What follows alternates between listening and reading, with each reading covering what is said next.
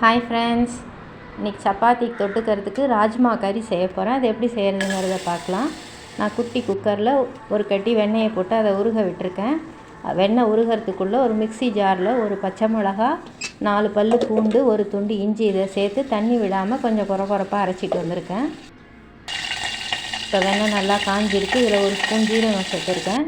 ஜீரகம் நல்லா பொரிஞ்சதுக்கப்புறம் நாம் அரைச்சி வச்ச இஞ்சி, பச்சை மிளகா, பூண்டு அந்த விழுதை சேர்த்து பச்சை வாசனை போகிற வரைக்கும் வதக்கிக்கிறேன். இப்போ இதில் நறுக்கி வச்சுருக்க வெங்காயத்தை சேர்த்துக்கிறேன். வெங்காயம் நல்லா கோல்டன் ப்ரௌன் வர வரைக்கும் வதக்கணும். அது வெங்காயம் வதங்கிறதுக்குள்ளே நான் தக்காளியை மிக்ஸி ஜாரில் சேர்த்து பியூரியாக அரைச்சிட்டு வந்துடுறேன். இதுக்கும் தண்ணி எதுவும் விட வேண்டாம். தண்ணி எதுவும் இல்லாமல் பியூரியாக அரைச்சிட்டு வந்திருக்கேன். இப்போ வெங்காயம் நல்லா கோல்டன் ப்ரௌனாக வதங்கியிருக்கு. இதில் இப்போ நம்ம மசாலா சாமான் எல்லாம் சேர்த்துக்கலாம். 1 ஸ்பூன் தனியா பவுடர், 1/2 ஸ்பூன் பட்டை மிளகா பொடி, 1/4 ஸ்பூன் ஜீரகப்பொடி, 1/4 ஸ்பூன் மஞ்சப்பொடி, 1/4 ஸ்பூன் கரம் மசாலா. இதெல்லாம் சேர்த்து பச்சை வாசனை போகிற வரைக்கும் வதக்கிட்டு நம்ம அரைச்சி வச்சுருக்க தக்காளி விழுதை சேர்த்துக்கலாம். இந்த கிரேவிக்கு தேவையான உப்பை சேர்த்து நல்லா வதக்கிக்கலாம். நான் ராஜ்மாக்கு ஏற்கனவே உப்பு போட்டு வேக வச்சுருக்கேன். அதனால் இதுக்கு தேவையான உப்பை மட்டும் போட்டு வதக்கிக்கலாம். இது 1 நிமிஷம் எண்ணெய் பிரிஞ்சு வர வரைக்கும் வதங்கட்டும். இப்போ நல்லா எண்ணெய் பிரிஞ்சு வதங்கியிருக்கு. இப்போ வேக வச்சுருக்க ராஜ்மாவை அந்த தண்ணியோடையே சேர்த்துக்கலாம். அந்த தண்ணியில் நிறைய நியூட்ரிஷன் சத்து இருக்குது. அதை வேஸ்ட் பண்ண வேண்டாம். அதையும் அப்படியே அதிலேயே சேர்த்துட்டுடலாம்.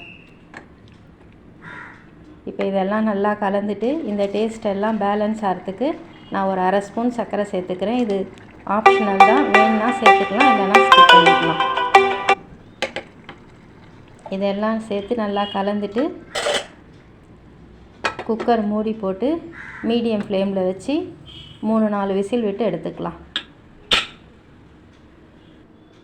4 விசில் வந்திருக்கு. ஸ்டீம் எல்லாம் ரிலீஸ் ஆகிருக்கு.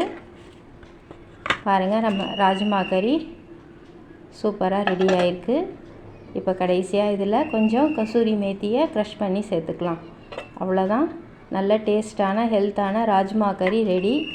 இது இட்லி, தோசை, சப்பாத்தி, பூரிக்கு மட்டும் இல்லாமல் இதுக்கு ஜீரா ரைஸ்க்கு கூட இது நல்லா டேஸ்ட்டாக இருக்கும் சைட் டிஷ்ஷாக.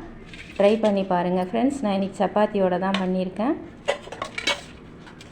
ட்ரை பண்ணி பார்த்துட்டு இந்த வீடியோ பிடிச்சிருந்தா இந்த வீடியோவுக்கு ஒரு லைக் கொடுத்துட்டு ஃப்ரெண்ட்ஸ் அண்ட் ரிலேட்டிவ்ஸ்க்கு ஷேர் பண்ணிக்கோங்க ஃப்ரெண்ட்ஸ்.